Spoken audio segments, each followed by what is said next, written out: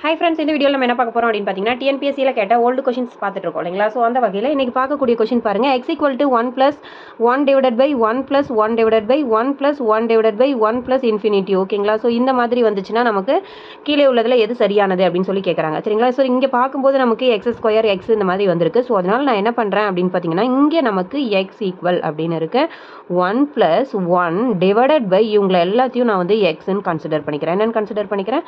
எக்ஸ்ன்னு கன்சிடர் பண்ணிக்கிறேன். ஓகேங்களா?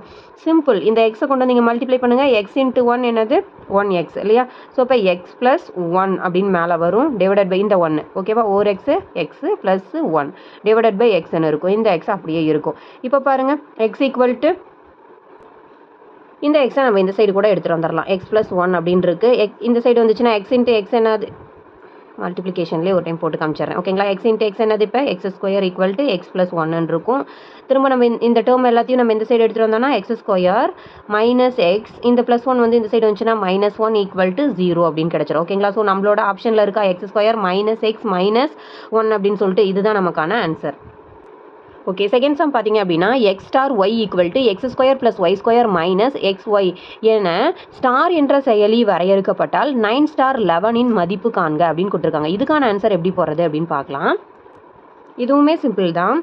நார்மலாக சிம்பிளிஃபை பண்ணுற மாதிரி தான் இருக்கும். x² + y² கொஷினில் கொடுத்துருக்கிறது என்னது? x * y = x² + y² - xy அப்படின்னு கொடுத்துருக்காங்க. ஓகேங்களா? அப்படின்னா நம்ம வந்து 9 y வேல்யூ என்ன அப்படிங்கிறத நமக்கு கொஷின். டேரெக்டாக பாருங்கள், x இருக்க பிளேஸில் யார் இருக்காங்க? 9. அதே போல் y இருக்க பிளேஸில் 9 11 வேல்யூ. அப்போ y இருக்க பிளேஸில் என்னது? 11ன்னு நம்ம எடுத்துக்கலாம். ஓகேங்களா? அப்போ x இருக்க பிளேஸ் எல்லாம் நம்ம 9ன்னும் y இருக்க பிளேஸ் எல்லாம் 11ன்னு சப்ஸ்டியூட் பண்ணி ஆன்சர் போட்டால் வேலை முடிஞ்சது. இப்போ பாருங்கள், 9 11 = x². அப்போ 9² + y² கொடுத்துருக்காங்க.